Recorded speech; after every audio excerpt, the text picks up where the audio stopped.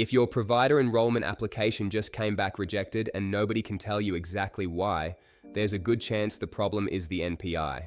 Not the provider's NPI, the group's.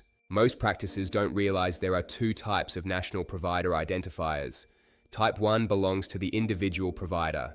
Type 2 belongs to the group or organization they bill under, and when you submit a payer enrollment application, both have to be present, correctly linked, and consistent with what's already in NPPES. If they're not, the application gets rejected, sometimes immediately, sometimes after sitting in a queue for 6 weeks with nobody flagging the problem.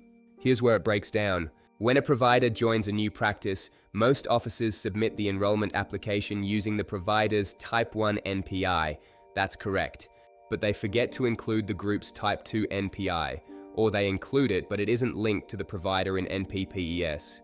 Or the address on the Type 2 record doesn't match the practice location on the application. Any one of those three things stops the application.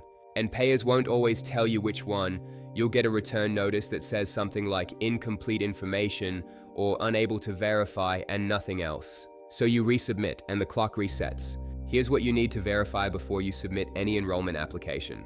First, confirm the group's NPI Type 2 is active in NPPES and that the practice location on the application matches the address on the Type 2 record exactly. Suite numbers, abbreviations, zip codes, it all has to match character for character. Second, confirm the provider's Type 1 NPI is linked to the group's Type 2 in NPPES. This is called an organizational affiliation. It has to exist before you submit. If it doesn't, the payer system can't verify that the provider is actually part of the group they're billing under. Third, if the provider recently moved from another practice, check that their old organizational affiliation in NPPES has been updated or removed. Some payers will pull the old affiliation and flag a conflict, even if it's no longer active. Those 3 checks take about 10 minutes. They prevent the most common reason enrollment applications come back rejected with no clear explanation. The NPI issue isn't complicated, but it's invisible until it costs you, and by then you've already lost 4 to 6 weeks of processing time you can't get back.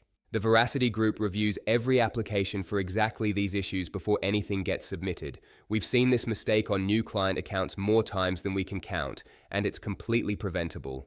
If you have an enrollment coming up and you have any questions before you submit, link is in the description.